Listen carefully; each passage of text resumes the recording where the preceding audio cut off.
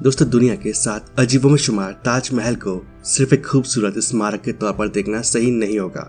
इसकी सुंदरता वाकई मंत्रमुग्ध कर देने वाली है। लेकिन ताजमहल भारत के मुगल काल का प्रतिनिधित्व करता है। उस काल का समृद्ध वास्तुशिल्प और एक पति और पत्नी के बीच प्रेम का प्रतीक भी है। और प्यार की निशानी कहे जाने वाले इस ताजमहल को देखते ही इससे प्यार हो जाता है। और हर साल लाखों लोग इस स्मारक को देखने आगरा पहुंचते हैं। ताजमहल आगरा की यमुना नदी तट पर स्थित है और जो मुगल साम्राज्य की राजधानी हुआ करता था, जब तक कि 1637 में राजधानी को दिल्ली ट्रांसफर नहीं किया गया था। दोस्तों, आज इस वीडियो में हम आपको ताजमहल से जुड़े उन फैक्ट्स के बारे में बताने वाले हैं जो बहुत ही कम लोग जानते हैं।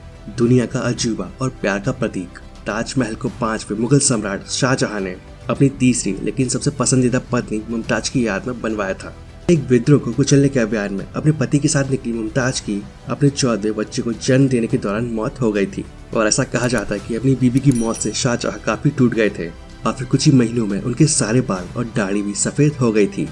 दोस्तों, ताजमहल एक बड़ा सफेद गुंबददार मकबरा है और जो हर कोने पर 4 लंबी मीनारों से घिरा हुआ है। इसका बाहरी भाग सफेद संगमरमर से बना है और इसके मुख्य भवन में शाहजहां और मुमताज की याद में 2 मकबरे बनाए गए हैं। ऊपरी हिस्से में जो मकबरे बने हैं वो इसके केवल नकल मात्र है, जबकि असली मकबरे इस इमारत के निचले हिस्से में मौजूद है।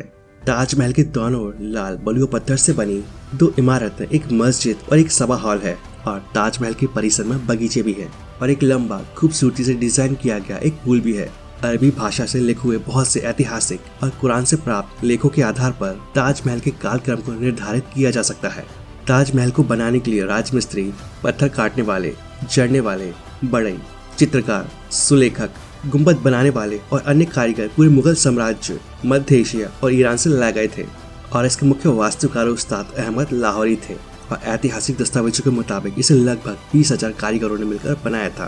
ताजमहल का निर्माण 1632 ईस्वी में शुरू हुआ और 1638 ईस्वी में पूरा हुआ और उस समय इसमें मकबरा, अतिथि गृह और दक्षिण की ओर का मुख्य दरवाजा शामिल था। और इसके कुछ बाकी हिस्से का निर्माण बाद में कराया गया था। इनका निर्माण लगभग 1653 ईस्वी में पूरा हुआ था और उस समय इसके निर्माण की लागत लगभग 3.2 करोड़ रुपए आगे गई थी। मुमताज ने शाहजहां से 4 चीजों का वादा लिया था, जिसमें पहला था कि वो ताज का निर्माण करेंगे, दूसरा वो उसकी मौत के बाद फिर से शादी करेंगे, तीसरा वो अपने बच्चों के साथ अच्छा व्यवहार करेंगे और चौथा कि उनकी डेथ एनिवर्सरी पर मकबरे का दौरा करेंगे। हालांकि शाहजहां खराब स्वास्थ्य की वजह से और अपने ही बेटे और सिंहासन के उत्तराधिकारी औरंगजेब द्वारा घर में नजरबंद रखे जाने की वजह से अपना आखिरी वादा लंबे समय तक नहीं निभा पाए, क्योंकि बीमार शाहजहां को औरंगजेब ने कैद कर लिया था। दोस्तों, ताजमहल दिन भर अपना रंग बदलता रहता है। अब क्योंकि ये सफेद संगमरमर से बना है तो सूरज की किरणें इस पर पड़ते ही इसका रंग पीला हो जाता है और धीरे धीरे दिन खत्म होने तक ये नीले रंग में बदल जाता है।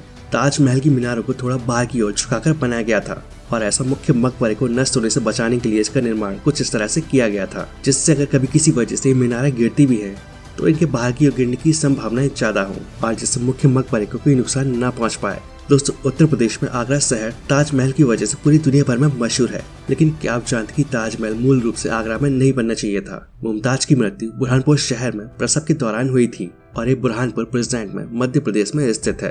और शुरुआत में बुरहानपुर को मकबरे के स्थल के रूप में चुना गया था और शाहजहां ने ताजमहल के निर्माण के लिए ताप्ती नदी के किनारे एक जगह भी पसंद की थी। लेकिन बुरहानपुर ताजमहल को बनाने के लिए पर्याप्त सफेद संगमरमर की आपूर्ति नहीं कर सका और यही वजह है कि मुमताज के अवशेषों को आगरा ले जाया गया और फिर वहीं ताजमहल बनाने का काम शुरू हुआ। शाहजहां यमुना नदी के किनारे काले संगमरमर से एक काला ताजमहल बनवाना चाहते थे, लेकिन फिर बाद में उन्होंने इसका विचार छोड़ दिया क्योंकि शाहजहां को औरंगजेब ने कैद कर लिया था। दोस्तों, ताजमहल निर्माण के बारे में एक कहानी कही जाती है कि शाहजहां ने इसे बनाने वाले मजदूरों के हाथ काट दिए थे, जिससे कि भविष्य में कोई इस तरह की स्मारक बनाने की नकल न कर सके। लेकिन कई इतिहासकारों का मानना है कि ये कहानी झूठी है और शाहजहां ने कभी भी मजदूरों के हाथ काटने का आदेश नहीं दिया था। दोस्तों, सेकेंड वर्ल्ड वॉर के दौरान भारतीय पुरातत्व सर्वेक्षण यानी ASI ने ताजमहल को एक विशाल मचान के जरिए छुपा दिया था, जिससे कि बम गिराने वालों को ये बांस के भंडार की तरह दिखे। और 1971 में भारत पाकिस्तान युद्ध के दौरान ASI ने इसे हरे रंग के कपड़े से ढककर इसकी रक्षा की थी। ताजमहल में चढ़ने के लिए 28 तरह के दुर्लभ बेशकीमती पत्थरों का इस्तेमाल किया गया था और उन्हें श्रीलंका, तिब्बत, चीन और भारत के कई स्थानों से लाया गया था।